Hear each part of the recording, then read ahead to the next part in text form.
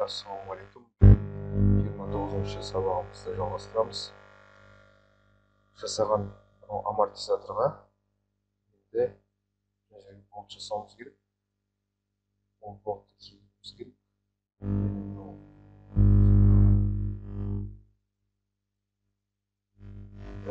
Тесік жасаған тұғымыз. Сол тесікті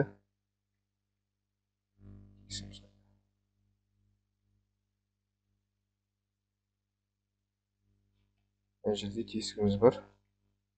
Көрінбей тұр. Мына жерде былай қарасақ.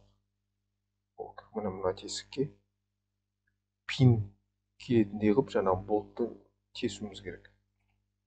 Ал бастайық. Бірінші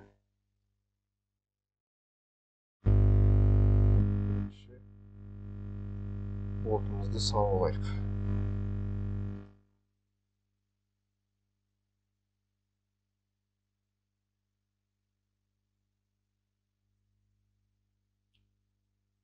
Болтымыз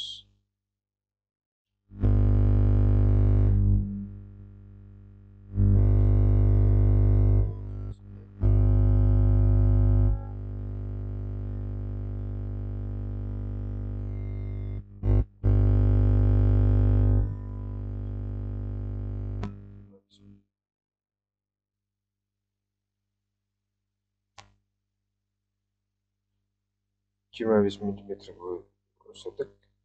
New жаңа толық компонент болып шығады. Компонентіміз толық шықты. Мынандай бір кольцо пайда болды. Енді бұған жаңағы пин кигізетін не жасайық? Кескіндер. Ол үшін жаңағы жасаған кольцоның үстін таңдаймыз. Мынандай қылып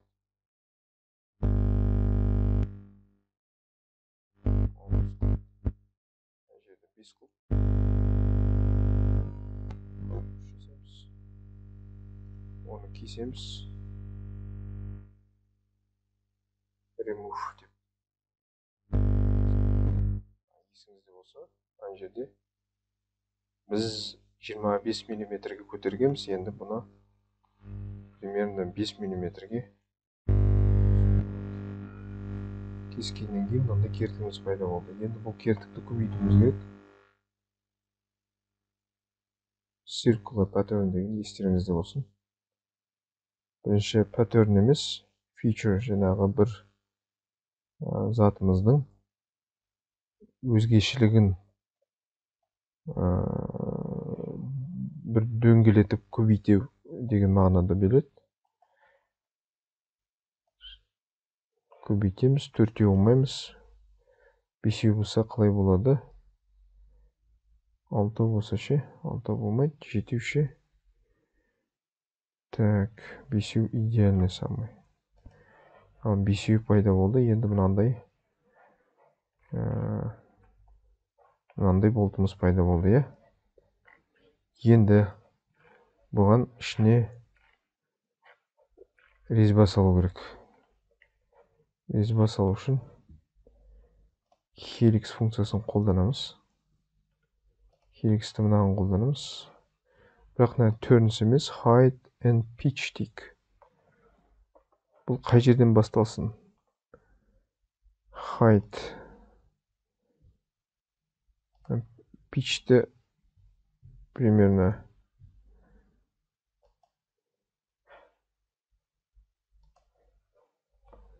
осындай қылайық.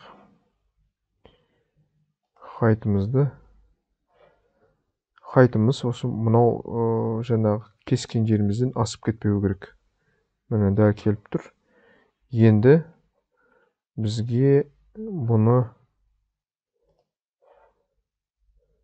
питчін келтіру керек.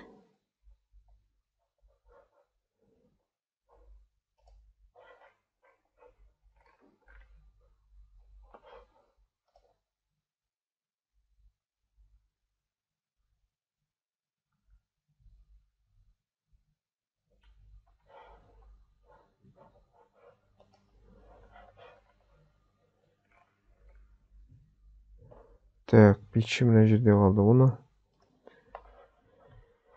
так, қай жерден келтіреміз? Оны бұлай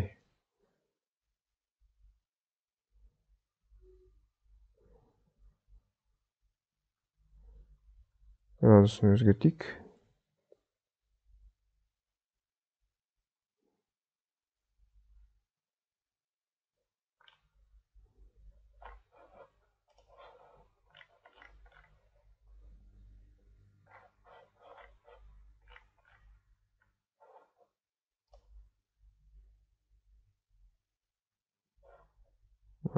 Ортасына келіп тұр. Енді келесі әрекетіміз мынаған жұмыс алаңын бүйтіп ортасына перпендикуляр қылып жұмыс алаңын орнатуымыз керек. Ол үшін біз мынаның үстіне сызық сызуымыз керек. Дәл ортасынан мынаған дейін таңдадық. Енді окейді басамыз. Енді жұмыс алаңын таңдауымыз керек. Жұмыс алаңын таңдадық. Midplane деген таңданып тұр. Осыны midplane деп көріңіз. Міне жұмыс алаңы пайда болды. Перпендикуларды. Енді сол жұмыс алаңына таңдаймыз. Жұмыс алаңына таңдаймыз. Сосын жұмыс алаңына резьба саламыз.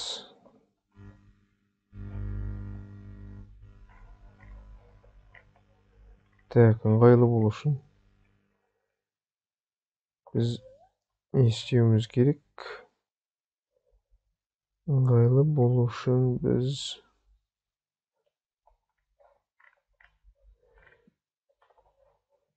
жартысын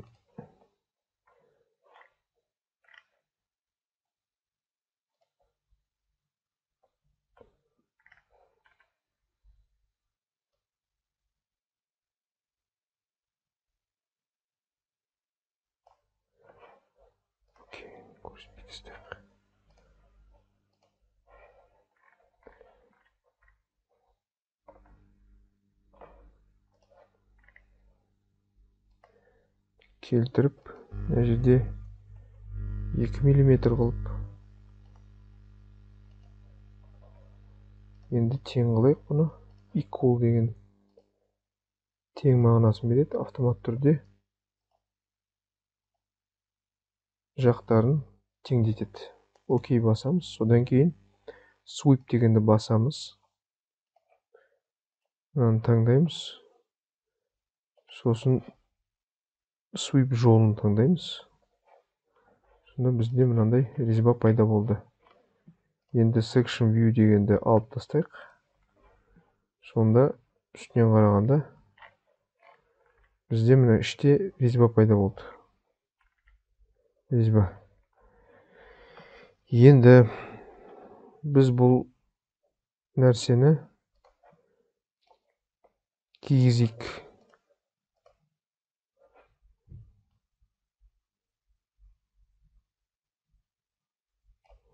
Кигіздік. Так. Көрсетпестік. Енді мына жақта тесік бар еді ғой. Тесікке келтіріп, тағы да айналдырайық. Бұны бүйтіп аламыз. Бұл жолы rotate, айналдыру деген нені аламыз. Үстіп, сосын айналдырамыз. Жанынан қарасақ, бізге айналған нәрсеміз, тесігіміз тура келу керек. Үстіп тесігіміз келді.